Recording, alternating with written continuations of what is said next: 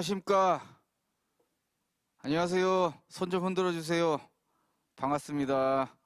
채팅상에 좀 인사도 나눠주시고요. 반갑습니다.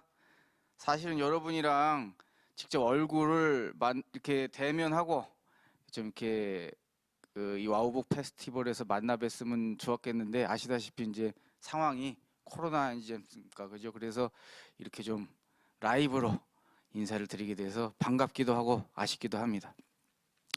오늘 여러분이랑 같이 할 내용이 기본소득이죠. 굉장히 핫한 주제입니다. 여기 보니까 제 책이 있네요.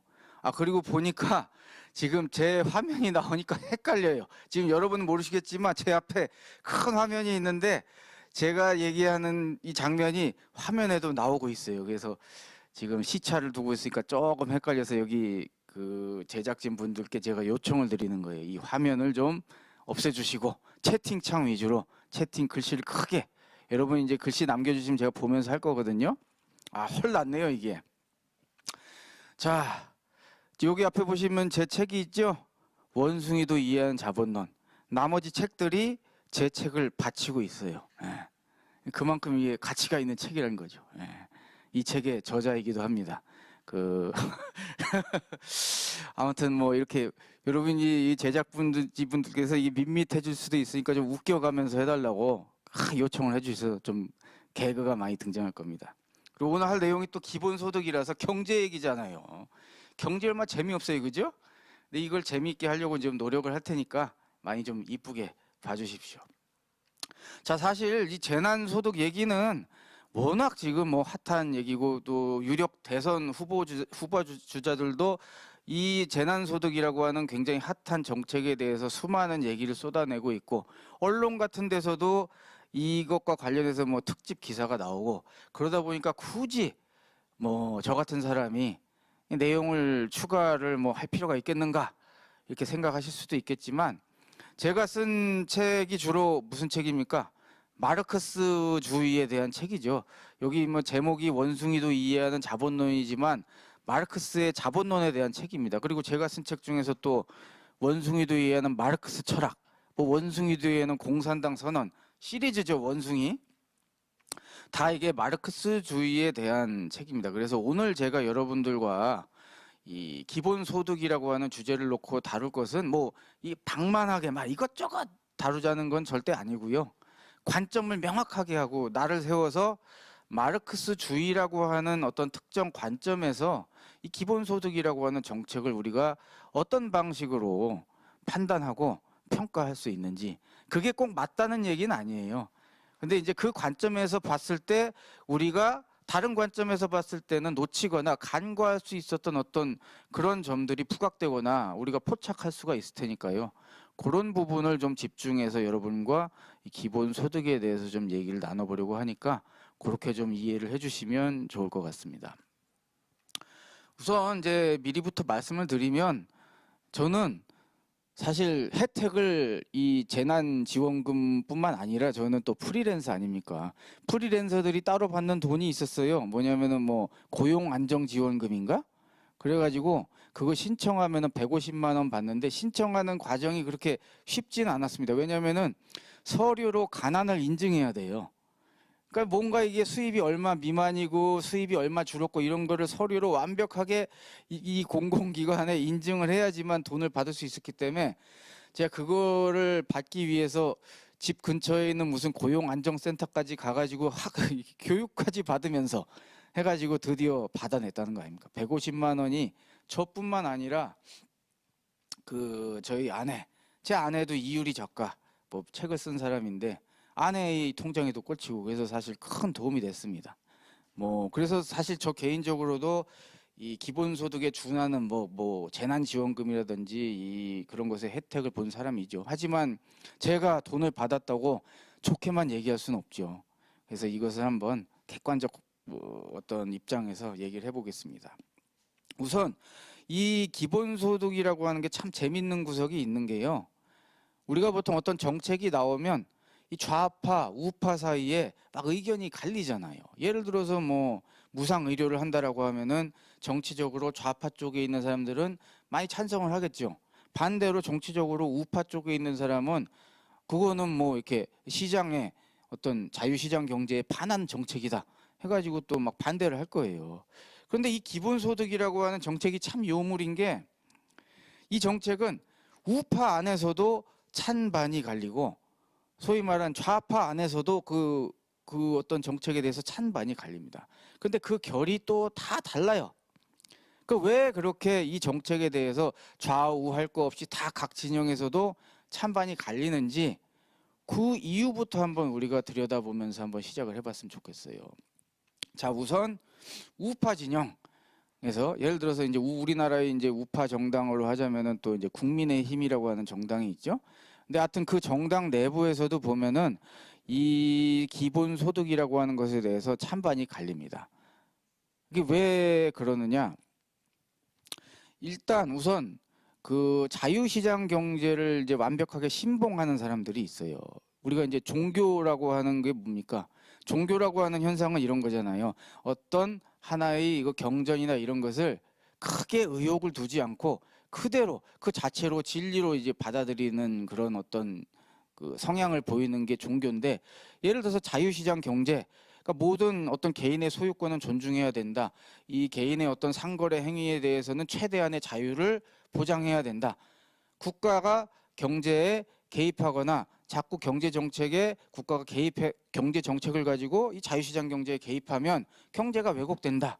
이런 자유시장 경제 신봉하는 사람들에게는 이 정책이 당연히 좋지 않죠. 왜냐하면 어떤 방식으로든지 국가가 뭔가 재원을 동원해서 국민들에게 일괄적으로 돈을 지급하잖아요. 그러니까 이런 행위 자체가 자유시장 경제에 왜곡을 준다라고 하는 어떤 이제 확실한 그런 그 신념이 있는 겁니다. 그래서 이 우파 안에서 어떤 기본소득을 반대하는 사람들은 바로 그런 어떤 자유시장 경제에 대한 이 명백한 신뢰를 가지고 있는 거예요.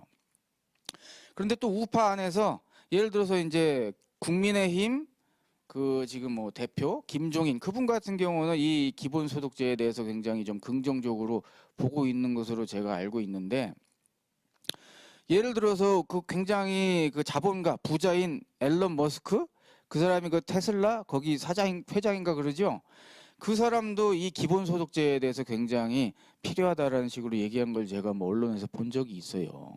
이런 슈퍼 부자들이나 어떤 우리가 보기에는 좀 우파적인 성향을 가진 사람들도 이 기본소득에 대해서 굉장히 옹호하거나 필요하다는 얘기를 하는 경우를 우리가 보게 되는데, 그럼 왜 이 사람들은 그런 식으로 이 기본소득 정책의 필요성에 대해서 얘기를 하느냐?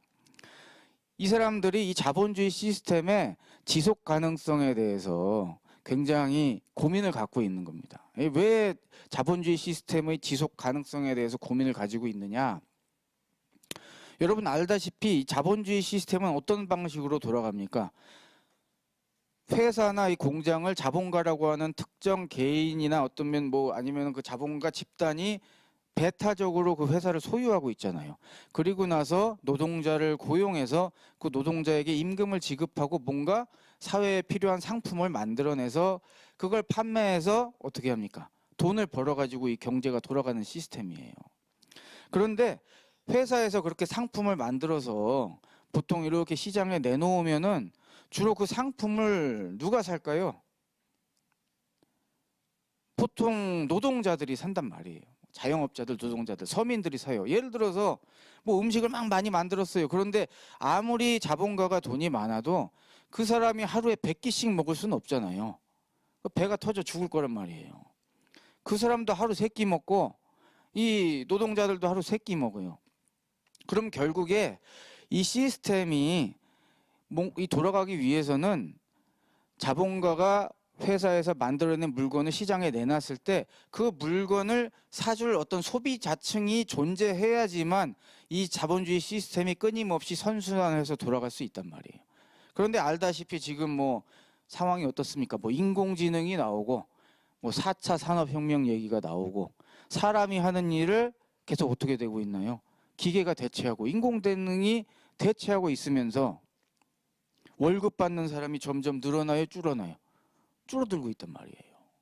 지금 또 코로나 이 상황이 벌어지니까 재택근무가 더 되고 또 비정규직 노동자 많은 사람들이 또 해고되고, 그러면서 갈수록 그러면서 오히려 더 이 자동화나 재택근무 뭐 이런 식이 급격하게 이 코로나 상황에 의해서 더 급격하게 지금 진행이 되고 있기 때문에 아마 가면 갈수록 이 월급을 받아가지고 이 그 고용 자체가 불안정해지고 고용되는 인력이 점점 줄어들면서 어떻게 되겠습니까? 이 자본가가 상품을 만들어서 시장에 내놔도 그거를 구입해서 살 소비자층이 점점 줄어들게 되는 거죠. 그러면 생각을 해보세요. 상식적으로 이 시스템 자체가 지속 가능하다는 판단이 들지 않을 거란 말이에요. 예를 들어서 일론 머스크가 아무리 전기차를 잘 만들어도 사람들이 돈이 없으면 그걸 살 수가 없단 말이에요. 그러면은 그 만든 회사도 망해요. 그러니까 이 사람들이 그렇다고 지금에 있는 상황, 이 자동화라든지 인공지능의 도입을 거부할 수 없는 어떤 그런 하나의 추세이고, 그러다 보니까 이 사람들이 이 시스템이 유지되기 위해서는 이걸 어떤 개별 기업가나 이 개별 회사에서 이거를 어떻게 할 수 있는 문제가 아니고, 결국에는 공공기관, 이 국가 같은 곳에서 뭔가 이 국민들이 소비를 할 수 있는 뭔가 소비력을 확충해 줄 필요가 있지 않겠느냐. 그래야지 이 시스템이 유지되지 않겠느냐라는 생각에서 어떻게 된 거예요? 기본소득에 대한 어떤 긍정적인 그 시선을 가지게 된 거예요. 그러니까 우파 입장에서도 한쪽에서 이 기본소득을 반대하는 입장은 뭐냐? 그냥 이 자유시장 경제에 대한 어떤 교리를 도구마처럼 받아들여서 그냥 정말 이게 앞으로 어떻게 되든 이 시장 경제를 존중해야지만 이게 잘 돌아갈 거라고 생각하는 사람에게는 이 기본소득이 불편한 것이고, 반대로 이 자본주의 시스템의 미래에 대해서 과연 지속 가능할 것이냐라고 하는 고민이 있는 또 우파 진영에서는 이 시스템이 유지돼서 자본가들이 자신들의 지위를 유지하기 위해서라도 이 정책은 필요하다라고 하는 그런 판단이 있는 겁니다. 자, 그럼 우파 안에서의 그 찬반 그 양측의 입장은 이제 그렇고요. 그러면 이제 좀 이제 포지션을 옮겨와서 좌파 안에서의 그 찬반은 또 어떻게 볼 거냐. 우리가 보통 그냥 이 기본소득 정책 하면은 국민들한테 막 돈 주니까 야, 그럼 이거 좋은 정책이고 뭐 좌파적인 정책 아니냐. 그러면 좌파들은 막 다 이거 찬성할 것 같잖아요. 근데 세상 일이 그렇게 단순하지가 않아요, 여러분. 이 좌파 진영 안에서도 기본소득에 대해서 비판적인 시선이 존재하고 또 찬성하는 시선이 존재합니다. 그럼 도대체 이 차이는 어떻게 발생하는 거냐? 사실 저도 좀 꼬름한 생각이 든 적이 있어요. 뭐냐면은 저는 마르크스에 대한 책을 썼잖아요. 그러니까 옛날에 지금처럼 이렇게 기본소득이 핫한 정책으로 떠오르기 훨씬 전이에요. 뭐 10년, 20년 전에도 그 소위 말하는 좌파 운동 진영 내부에서 이 기본소득이라고 하는 정책에 대한 얘기들이 조금씩 솟아오르고 있던 그런 시절이 있었어요. 여러분 댓글창이 너무 댓글이 없는데 재미없으세요? 제가 이 따봉충 아닙니까 여러분? 페이스북에서도 여러분의 따봉이 없으면 제가 참 서운하더라고. 근데 이 댓글이 지금 아까 보니까 한 열 몇 개 달리고는 지금 제 얘기가 재밌어가지고 듣고 계신 건지, 아니면은 지금 뭐 따봉 지금 댓글창에 따봉 올라왔어요. 재밌어요? 빠져들고 있어요? 이야 감사합니다. 재밌어요. 따봉. 감사합니다. 여러분의 따봉이 저를 춤추게 합니다. 다시 이 따봉 받고 따봉의 어떤 뽕으로 한번 또 가보겠습니다. 감사합니다. 이제 됐습니다. 따봉이 취해서 제가 뭐 더 이상 정신을 못 차리겠어요. 자, 또 가겠습니다. 그럼 제가 그런 생각을 했어요. 여러분 혹시 그거 들어보셨어요? 예? 작고 강한 정부. 이제 따봉 그만. 따봉 됐어요. 자, 여러분 작고 강한 정부 들어보셨습니까? 작고 강한 정부. 예? 우리가 소위 말하는 좀 우파 정부였던 그 전 이명박 정부나 이제 박근혜 정부 시절에 이 작고 강한 정부론이 있었어요. 그게 뭐냐면은 이런 겁니다. 정부를 슬림화시켜야 된다는 얘기예요. 작은 정부. 예? 왜 정부를 작게 만드느냐? 그런 비판이 있는 거예요. 뭐냐면은 굉장히 이 정부 조직 자체가 비효율적이고 관료주의적이고 굉장히 낭비적이기 때문에 이 정부의 이 비효율적이고 관료적인 이 공무원 조직을 슬림화하고 그렇게 아낀 돈을 시장의 투자 자원으로 만들어야지만 경제도 활성화되고 선순환이 된다라고 하는 겁니다. 그래서 이 작은 정부를 지향하면서 주로 됐던 것들이 뭐냐면요, 이런 것들이에요. 감세와 민영화예요. 감세, 민영화, 민영화, 감세. 많이 들어보셨죠? 그 민영화는 뭡니까? 정부가 공공부문에서 이렇게 하고 있던 공공 서비스를 민간으로 넘기는 거예요. 대표적인 게 뭐 의료 민영화 같은 거 있죠. 그게 이제 국민들이 워낙 반대해서 잘 추진이 안 되고 있긴 하지만 그 한참 옛날에 무슨 삼성생명에서 의료 민영화 로드맵을 만들어서 우리나라 보건복지부에 전달했다느니 막 하면서 사실 민간 사보험업체들은요, 우리나라의 국가 건강보험이 잘 돼 있는 게 좋겠어요, 부실한 게 좋겠어요? 부실한 게 좋은 거예요. 왜냐면은 우리나라 국가 건강보험이 암까지 잘 보장해주면은 누가 삼성생명 가입해? 안 할 거 아니에요. 그러면은 당연히 그런 사보험업체들 입장에서는 국가의 건강보험의 보장성이 떨어지고 취약해야지만 사람들이 불안감을 느껴가지고 이제 민간보험에 가입하니까 당연히 의료 민영화를 자기들 이제 돈 잘 벌려면은 국가의 그런 의료 보장 시스템이 갈수록 망가지고 취약해지고 줄어들어야지 이제 도움이 되는 거 아니에요? 그리고 교육이란 것도 그래요. 여러분 그 자사고, 요즘엔 자사고가 이제 좀 이제 사그러드는 이제 분위기지만 한때 자사고 열풍이 있었지 않아요? 자율형, 뭐 자립형, 사립고. 사실 그게 교육 민영화입니다. 예?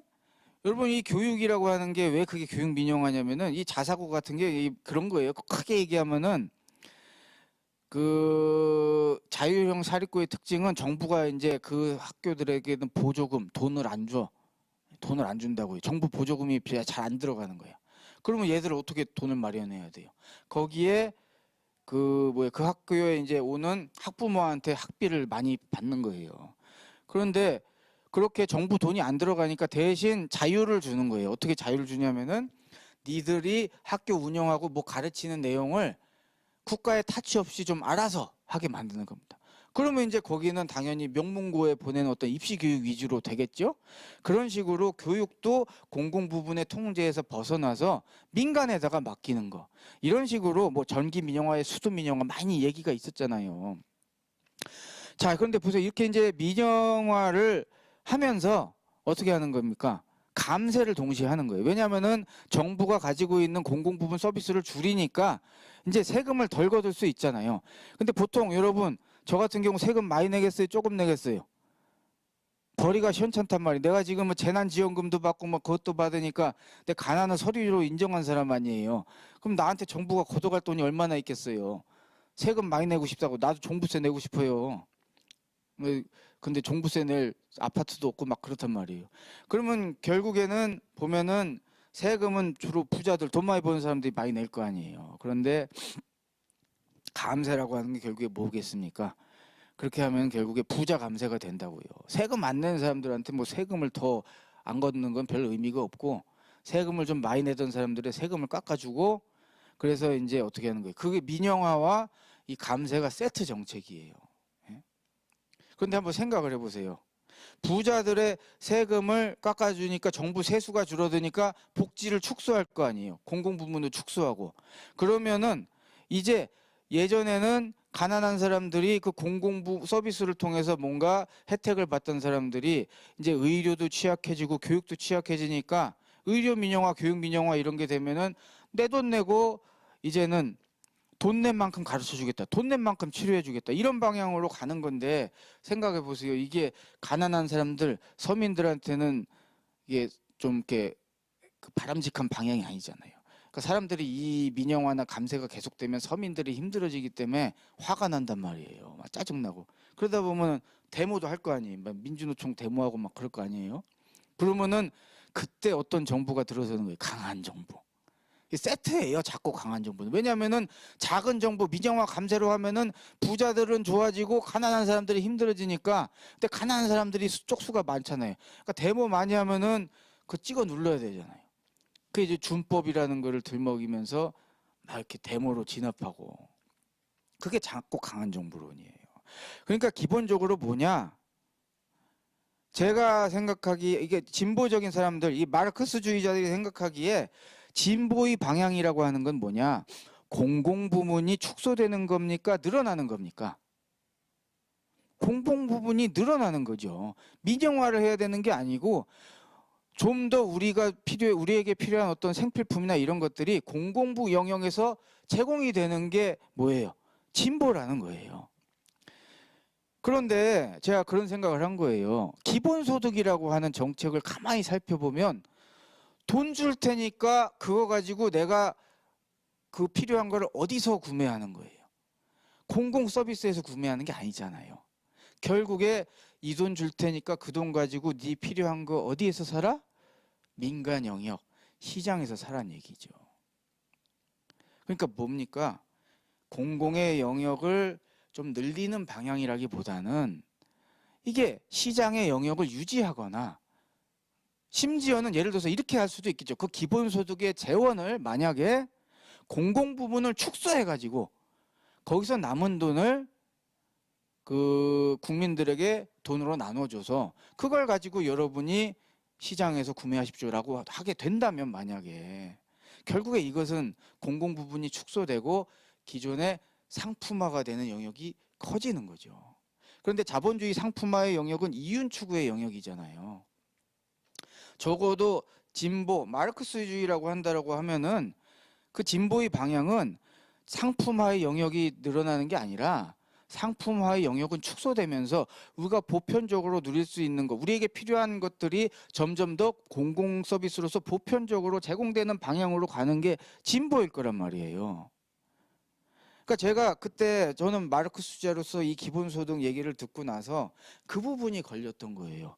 야, 그럼 이게 돈으로 나를 개인적으로 나한테 100만 원, 200만 원을 주면 좋은데 그냥 기존에 있는 복지 서비스를 유지한 상태에서 추가로 돈으로 준다면야 별 문제가 없겠으나 그 재원을 마련하겠다고 만약에 공공 부분을 축소하면서 그 돈으로 우리에게 기본소득을 주면 이건 오히려 진보에 역행하는 것은 아닐까 라고 하는 그런 어떤 이런 의구심, 그런 생각이 든 거예요. 그러니까 이 좌파 안에서도 바로 그런 것에 대해서 갈림이 있는 겁니다. 한쪽에는 근데 이 갈림에는 굉장히 그 뭔가 어떤 것에 대한 신뢰, 어떤 것에 대한 불신, 이것이 또 있어요. 그게 뭐냐면 결국에 국가주의예요. 국가주의. 이 보면은 복지나 이 보통 우리 복지 시스템 이런 것을 관장하는 이 기구라고 하는 건 결국에 국가잖아요. 근데 이 좌파 안에서도 이 국가라고 하는 것을 보는 관점이 갈려요. 한쪽에서는 국가라고 하는 것이 굉장히 이 진보적인 정책을 펼치는데 필요하다라고 보는 것이 있는 반면에 다른 쪽에서는 이 국가 자체가 굉장히 중앙집권적이고 관료적이기 때문에 아래로부터의 민주주의를 활성화하는 데 오히려 걸림돌이 된다라고 보는 그런 시각이 있어요. 약간은 그런 걸 어떻게 보면 아나키즘적이라고도 이렇게 할 수가 있겠는데 그것에 대한 갈림이 있어요. 그러니까 이게 어떻게 갈리는 거냐면 이런 거죠. 한쪽에 있는 좌파, 그런데 약간 리버럴, 자유주의적 성향이 강하거나 아니면 아나키즘적 성향이 좀 다분한 그런 경우에는 국가 자체에 대한 불신이 있는 거예요. 국가라고 하는 어떤 중앙집권적이고 관료적인 시스템은 결국에 비효율을 낳고 굉장히 이 관료주의의 어떤 폐해를 낳기 때문에 차라리 국민들에게 돈을 주고 그거를 조금 어떻게 하는 거예요? 시장이라고 하는 것의 효율성을 접목시켜서 여기서 우리에게 필요한 것을 시장이라고 하는 어떤 효율적 메커니즘을 통해서 얻을 수 있다라고 하면은 오히려 그게 낫다라고 하는 어떤 그런 하나의 관점이 있는 겁니다. 그런 약간 자유주의적 성향이 강하거나 아나키즘적 성향이 강한 그런 좌파적 성향에서는 이 기본소득에 대한 어떤 친화적인 스탠스가 있어요. 그런데 다른 한쪽에는 이 국가라고 하는 것이 사회가 진보하는 데 있어서 굉장히 과도기적으로 필요한 조직이라고 보는 측면이 또 있습니다. 이건 어떤 측면이냐면 이런 거예요. 마르크스주의적으로 봤을 때 프롤레타리아 독재라고 하는 개념이 있어요. 프롤레타리아 독재. 야, 오늘 별 얘기 다 하네. 예? 프롤레타리아 독재 이런 어려운 개념까지 나올지 몰랐죠. 근데 들을만 하죠. 어려운 거 나오는데 그렇게 어렵진 않죠. 그게 저희 장점 아닙니까? 원숭이도 이해하는 기본소득 한번 써볼까요? 그거 쓰면 좀 사주실래요? 아, 요즘 먹고 살기가 힘들어서 다음 주에 제 책 나와요. 아, 사실은 그 책 그거 지금 티셔츠까지 제가 지금 맞춰놨어. 책 표지를 티셔츠에 박았어요. 그거 입고 내가 지금 2호선 한 바퀴 돌려고 그래. 매일 타가지고. 여러분, 이게 작가가 책만 쓰고 난 작가야 하고 거드름 피울 그런 이제 한가한 세상이 아니에요. 그런 각오로는 작가 못합니다. 작가가 샌드위치맨이 돼야 돼. 그래서 원숭이도 이해하는 기본소득 괜찮겠습니까? 이제 아무튼 2호선에 와서 만나요. 작가님 알겠어요. 2호선에서 만날게요. 저보고 막 모른 척하지 말아요. 근데 이 프롤레타리아 독재 개념이 많은 분들이 독재라는 단어만 듣고 오해하시는 측면이 있어요. 어떻게 뭐 그 사회 진보를 얘기하면서 독재 개념을 붙일 수가 있냐? 그게 아니에요. 이 프롤레타리아 독재 개념이 뭐냐면 이런 겁니다. 여러분 한번 생각해 보세요. 우리가 사회 변화라고 하는 게 뿅 하고 하자마자 갑자기 사회 진보가 되는 게 아니잖아요. 지금도 보세요. 민주당이 그래도 국민의힘보다는 좀 개혁적인 스탠스잖아요. 그래서 그 민주당에서 뭔가 약간 사회에 개혁이 될 만한 법안들을 준비해서 추진하려고 해도 기득권층이 바로 들어눕잖아요. 그러니까 무슨 얘기냐? 예를 들어서 진짜 우리 사회에서 정말 진보 세력이 막 약진해가지고 진보 정당이 집권했다고 생각을 해봅시다. 그러면은 거기서 막 진보적인 기존에 있는 것보다 훨씬 급진적이고 진보적인 정책을 막 추진해. 그러면은 그동안에 있던 굉장히 우리 사회를 좌지우지하던 이제 보수 세력들이 있잖아요. 조중동이라든지 아니면 뭐 재벌 이 사람들이 아이고 어서 오십시오. 여러분 정책 너무 좋습니다. 알아서 하십시오. 라고 할 리가 없잖아요. 배째라고 들어 누울 거 아니에요. 다 걔들도. 굉장히 어마어마한 융단 폭격이 있을 것이고 그 사람들이 가지고 있는 모든 금권, 언론 권력 모든 것을 이용해서 반대를 할 거예요. 그럼 생각해 보세요. 저 사람들이 그렇게 반대하니까 개혁을 추진하지 않아야 될까요? 그럼 그거는 그냥 사회 진보를 포기하는 거죠. 그러면 그 상황에서 어떻게 개혁을 추진해야 되겠습니까? 그 반대를 무릅쓰고 법안을 통과시켜서 저 소수의 기득권층이 반대하더라도 부유세도 만들고 이 건설업자들 소수의 건설업자들의 이익을 위해서 이 주택값이 이렇게 미친 듯이 오르는 걸 방관해야 되는 게 아니라 국민 임대주택을 만들어서 누구나 적정 수준의 임대료만 내면은 주거 걱정을 하지 않아도 되게 만드는 게 진보잖아요. 사회 진보. 그럼 분명 반대할 사람들이 있으면 그 사람들 형편 봐줄 수가 없단 말이에요. 법을 만들어서 그 사람들의 반대를 누르고 집행해야죠. 바로 그게 그 마르크스가 얘기한 프롤레타리아 독재예요. 대중에게 향하는 독재가 아니라 99%의 대중이 1%의 기득권에게 행하는 독재? 그게 바로 뭐다? 그게 프롤레타리아 독재 개념이에요. 그런데 그렇게 뭔가 다수 대중의 이득을 위해서 어떤 소수의 기득권의 그 사람들의 이익을 침해할 수밖에 없잖아요. 근데 그거를 행사하려면 공권력이 있어야 되는 거예요. 법을 집행하려고 하면은 그것을 다수의 어떤 사람들로부터 위임받은 공권력으로 법으로 집행을 해야 되잖아요. 근데 그렇게 공권력을 행사하고 집행하기 위해서는 뭐가 필요한 겁니까? 국가가 필요한 거죠. 법적으로 인정받은 국가가 필요하단 말이에요. 근데 이렇게 사회가 변화하고 발전하는 데 있어서 과도기적으로 계급 억압기구, 이게 대신 이제 계급을 억압하는 구도가 바뀐 거죠. 소수의 기득권이 다수를 억압하는 게 아니라 다수 대중이 기존의 소수의 기득권을 이번에는 누르는데 그 국가기구를 쓰는 거란 말이에요. 그러면은 그런 입장에서 봤을 때는 어떤 겁니까? 좀 더 강하고, 지금 여기 떴네요. 1시가 됐습니다. 종료 20분 전이라고 합니다. 여러분 질문도 이제 좀 이따 받고 막 해야 되는데, 그러니까 이게 무슨 의미냐면은 이 국가라고 하는 것이 그런 과정에서 프롤레타리아 독재 과정에서, 그러니까 이 프롤레타리아 독재라고 하는 표현이 좀 뭔가 거슬리시면 이렇게 이해하시면 돼요. 진정한 민주주의를 위해서 기득권을 이 뭔가 기득권을 찍어 누르는 그런 과정에서는 국가가 필요하다는 겁니다. 이 강제력이. 그런데 뭐예요? 기본소득이라고 하는 것이 만약에 기존에 있는 국가의 힘을 빼고 단순히 뭡니까? 이렇게 국민들에게 현금을 줘서 기존에 솔직히 우리 이 자본주의 시스템의 경제 영역에서는 자본가가 생산 수단을 소유하고 있기 때문에 그 사람들이 생산을 통제하고 경제를 통제하잖아요. 여러분 노동자가 회사에서 투표해가지고 사장 뽑지 않잖아요. 그런 회사 없잖아요. 여러분 초등학교 반장, 부반장도 투표로 뽑는데 회사에서 회사 대표 투표로 안 뽑잖아요. 직원도 투표로 뽑는 회사 있어요? 그런데 직원 투표로 사장을 뽑지 않는 걸 아무도 이상하게 생각 안 해. 그만큼 전근대적이라고 하는 거예요. 이 자본주의 경제라고 하는 것은 자본가의 독재 시스템입니다. 그런데 이 기본소득이라고 하면서 공공부문, 국가의 힘을 빼고 이렇게 자본가가 1만 원 한 표 시스템이잖아요. 1인 한 표 시스템이 아니라 이 시장의 1인 한 표 시스템에다가 더 많은 힘을 실어주는 거 아닙니까? 결국에는 그잖아요. 상품으로 해결해라. 그런데 그 자본주의 상품 시장 경제 영역에서는 기존의 재벌과 자본가가 경제적 힘을 가지고 있는데 그 영역을 더 확대시키는 것이 과연 바람직하냐 이거죠. 그런 사람들 입장에서는 그런 판단이 있는 거예요.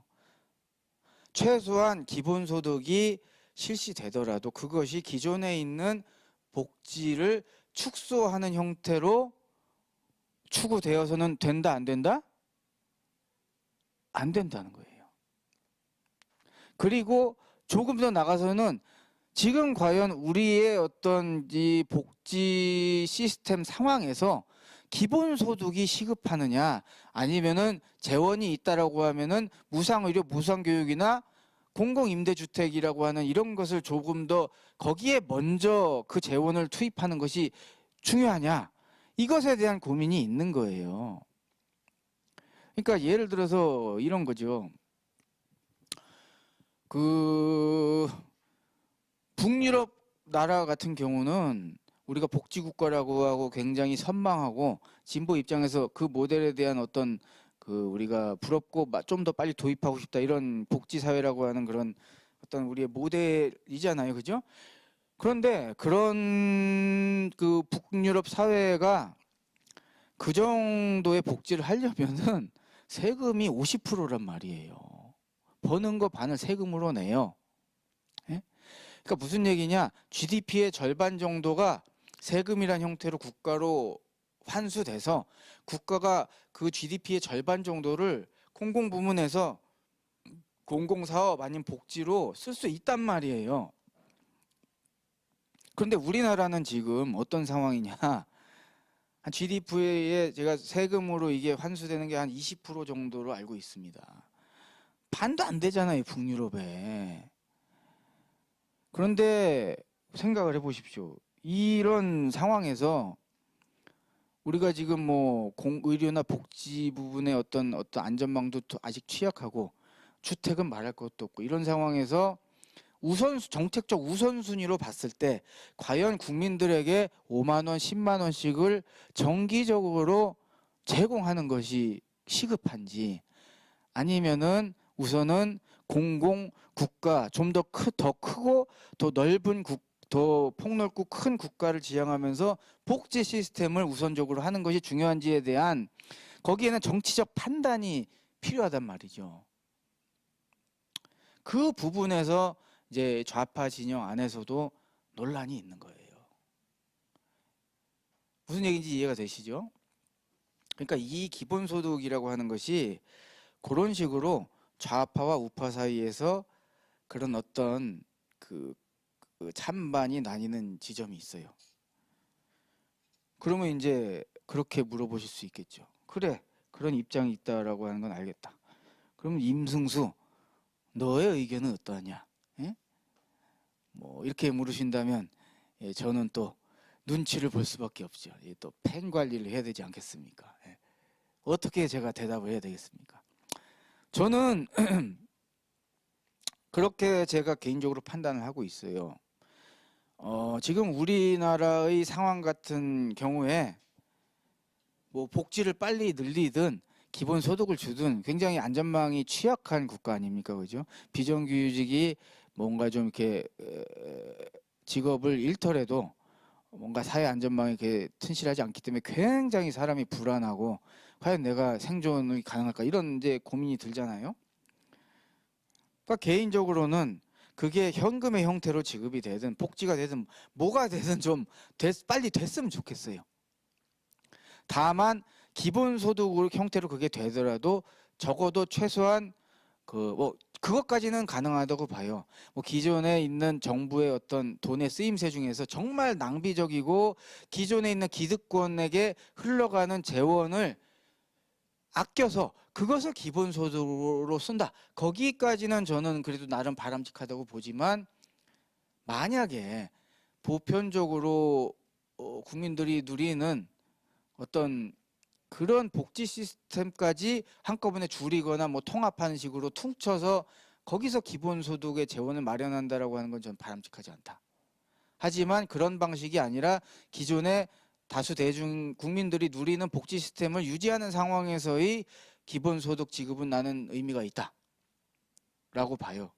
하지만 제 입장에서는 과연 우리나라의 어떤 사회 모델 측면에서 봤을 때 기본소득이 더 시급하냐 아니면은 의료와 복지 시스템을 좀 더 확충하고 대학 무상화를 한다든지 아니면은 주거의 어떤 안정화를 하는 그런 복지 사업에 재원을 우선적으로 투입하는 것이 맞느냐라고 하는 것에서 본다면 저는 모르겠습니다.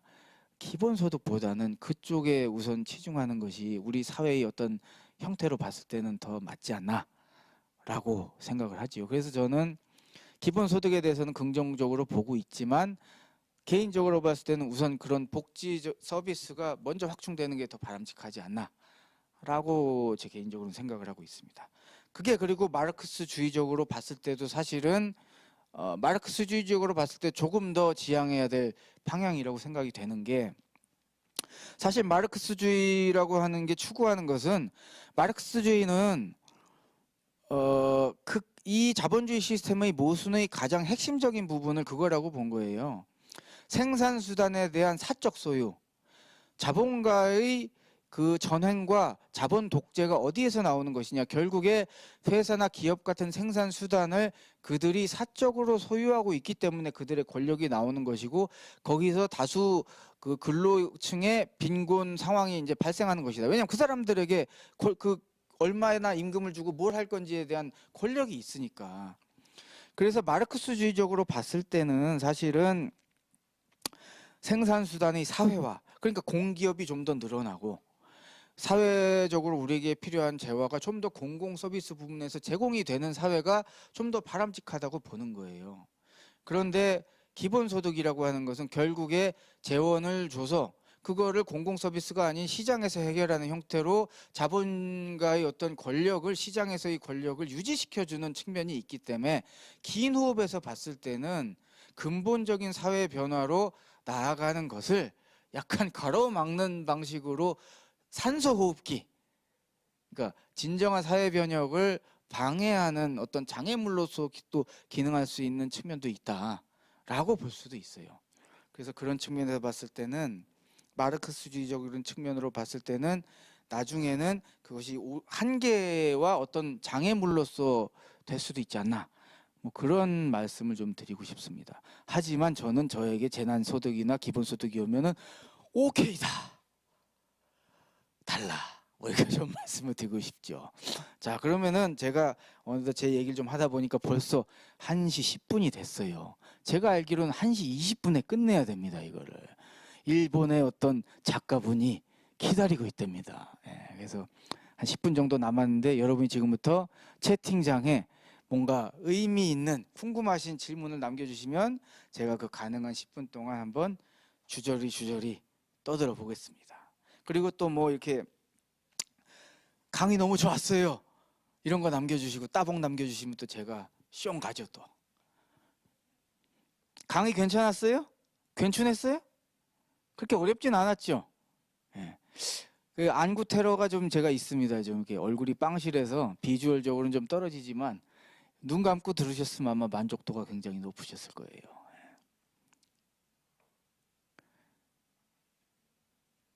아, 진짜 너무 귀에 쏙쏙 들어왔어요. 따봉 5개. 감사합니다. 너무 짧아요. 저도 짧아요. 일본 작가분만 아니었으면 좀 더 가는데. 어떻겠습니까? 그분이 좀 더 내 힘든 것 같아, 왠지 느낌에. 자, 여러분이 제 책을 많이 사주시면 역전이 됩니다, 여러분. 고고싱, 제 책 구매 고고싱. 분단 구조 혁파 없이 재원을 어디서 마련? 그렇습니다. 이 분단 구조도 참 우리에게 낭비적인 비용을 많이 초래하지요. 참 의미 없는 이런 너무 과도한 군사비라든지 이 분단으로 치러야 되는 여러 가지 어떤 그런 낭비적인 비용. 그래서 그리고 사실 그것뿐만 아니라 정치적으로도 굉장히 이게 그 뭔가 우리가 외세에 의해서 좌지우지되는 측면이 있잖아요. 그런 부분이 분명 해소돼야 되죠. 그리고 질문자 김윤호 님이 질문해 주셨는데 제가 읽어드릴게요. 기본소득도 결국에 재원 마련의 문제가 있는데 기존의 복지를 늘리기 위해서는 결국 법인세를 이야기하고 걷어야 하는데 현실적으로 되지 않고 있잖아요. 기본소득을 주장하면서 탄소세, 생태세, 디지털세를 받으면서 법인세까지 그런 형태로 법제화하게 된다면 현실적인 정치의 문제를 바꿀 수 있지 않을까요? 궁금합니다. 아마 이 질문 주신 내용이 바로 그렇게 이 기본소득을 의제화하면서 거기서 바로 기득권층의 어떤 그 전횡 횡포를 뭐 여러 가지 법인세를 올린다든지 부유세 아니면 탄소세, 생태세, 디지털세 등의 어떤 형태로 그 소위 말해서 노동자들에게 빼앗아간 마르크스주의적으로 얘기하면 잉여 가치를 초세라는 형태로 환수해서 그것을 통해서 이 뭔가 이 진보의 정치를 확장할 수 있는 의제가 되지 않겠느냐, 뭐 그런 얘기신 것 같아요. 저도 뭐 그렇게 생각을 합니다. 그래서 만약에 대중들이 정말 이 기본소득에 대해서 관심이 있고 이 대중들이 정말 지지하는 게 있다라고 하면은 저는 이 기본소득이 최소한 우파 버전으로 가지 않고, 우파 버전은 아까 제가 뭐라고 말씀드렸어요? 정말 기존에 있는 국가의 공공 서비스까지 다 축소하면서 시장에 맡기는 형태의 어떤 기본소득이죠. 그런 방식으로 기본소득 담론이 흐르지 않도록 견제하면서 이것이 점진적인 복지 확충과 함께 동시에 어떤 사실 뭐 시장이 가지고 있는 효율성도 분명 어느 정도 있으니까 그것이 병행해서 양수 겸장으로 늘어날 수 있는 방향으로 나가도록 이 진보를 꿈꾸는 사람들이 그 담론이 흘러가도록 해주시는 게 좋겠다. 저도 이 기본소득이 어차피 중요한 담론이고 이것이 가지는 일정 부분의 또 진보성이 있기 때문에 이거를 완전히 부정하거나 하지는 않아요, 개인적으로. 다만 그렇다 하더라도 이 기본소득이 자칫 잘못하면은 오히려 사회가 조금 더 퇴보하거나 기득권층에게 유리한 방식으로도 활용될 수 있기 때문에 여기서 진보적 관점, 마르크스주의적 관점을 우리가 좀 견지하면서 볼 필요가 있지 않나라고 이제 좀 말씀드리고 싶습니다. 또 뭐 혹시 그 과정에서 또 다른 질문? 기본소득에 대한 책을 꼭 내주세요. 그런데 사실은요, 기본소득에 대한 책이 워낙 좋은 책이 많이 나와 있습니다. 그래서 제가 주제 넘게 거기다가 또 한 권 보태는 게 좀 민망해요. 제가 그분들만큼 이 기본소득에 대해서 깊이 천착하고 고민한 것은 아니기 때문에. 다만 제가 또 이 마르크스주의적 관점을 가지고 제 관점에서 썰을 풀 내용은 있기 때문에 오늘 뭐 강의로 그런 말씀을 드렸죠. 그래서 혹시 모릅니다. 이 중에서 또 뭐 출판 관계자분 있으시면 뭐 이렇게 계약금 쭉 아주 두둑하게 넣어주시면 또 제 생각이 달라지실 수도 있죠. 제 연락처는 뭐 저기 중국의 저기 보이스피싱 이렇게 걔들도 다 가지고 있기 때문에 조금만 서치하시면 금방 연락처는 뭐 발견하실 수 있어요.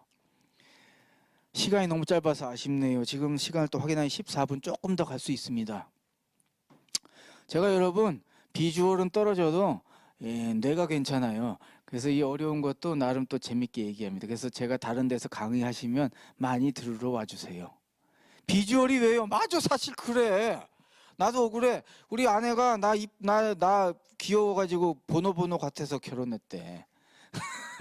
나름 또 잘 보면 귀여운 구석이 있습니다. 비주얼도 이게 많이 보면 정들어요. 그리고 지금 좀 머리가 너무 길어서 그렇지 우리 동네 또 저기 어디야? 제가 부르크럭 가서 옛날에 8,000원 했는데 거기도 1,000원 올랐어요. 9,000원. 거기 가가지고 또 깎으면 또 달라져요. 근데 저번에 내 귀를 잘라놨어 거기서. 그래서 딴 데 가려고 이번에는. 어디 사투리냐고요? 제가 서울 촌놈이요. 완전히 서울 토백입니다. 부모님 또 갱상도. 부모님은 또 저기 아버님은 거창, 어머니 또 부산 쪽 이렇게 충청도랑 아무 상관없어요. 반고우 되실 뻔. 아 그래요. 아 귀가 지금 다 아물었어요. 브루크럽. 브루크럽이 좀 싸잖아요. 나도 저기 돈 잘 벌면 이희철 헤어커커 가고 싶어 이가잖아. 돈을 잘 못 버니까 이제 브루크럽 가는 거지 뭐. 새 책 내용 홍보해 주. 아 너무 감사합니다. 이게 내 다음 주에 책이 깔릴 건데 제목이 죽여줘. 여러분 제목 기억해 주세요. 제목이 뭐냐면 자본주의 할래 사회주의 할래. 와 끝내주죠. 얘 또 심지어 청소년 도서야. 근데 청소년뿐만 아니라 어른도 읽을 수 있습니다. 이게 뭔 내용의 책이냐면요. 여러분 이게 민주노총도 읽을 수 있고 정경련도 읽을 수 있는 책이에요. 양쪽을 다 만족시켰어. 정경련 필독서가 저희 목표입니다. 거긴 물량 크게 빠질 거거든. 이게 뭔 내용이냐면 그러니까 우리가 사실 좌파 우파 얘기를 한쪽에서만 계속 듣게 되는 경우가 많잖아요. 근데 이 책은 뭐냐면 그러니까 좌파를 지지하는 오평등이라고 하는 학생이 등장해요. 여자. 그리고 또 이렇게 시장 경제를 옹호하는 나소유라고 하는 남학생이 등장해요. 둘이 나와서 한쪽에서는 이래서 난 자본주의가 좋고 사회주의 비판합니다. 다른 쪽에서는 난 이렇기 때문에 우리가 사회주의로 나아가야 된다고 생각하고 자본주의는 비판해요. 이 두 개의 그 어떤 주장을 한치 양보도 없이 제가 정경련의 빙의에서 쓰고 그 민주노총의 빙의에서 썼어. 내가 깜짝 놀란 경험을 했어요. 정경련에서 빙의에서 쓰다 보니까 내가 자본주의자가 됐어요. 그거 쓸 때. 너무 설득력이 있더라고. 깜짝 놀랐습니다. 걔들 얘기가 맞아. 그렇게 쓰다가 또 내가 또 사회주의자로서 또 딱 쓰니까 또 그 얘기에 또 감정이입하고. 그리고 나서 결론을 안 냈어요. 왜? 양쪽에 다 팔아먹어야 되니까. 그래서 그러니까 양쪽에 다 팔아먹어야 되는 것도 맞지만 사실 현재 진행형의 논쟁이고 정답이 누군지는 아무도 모르잖아요. 그죠?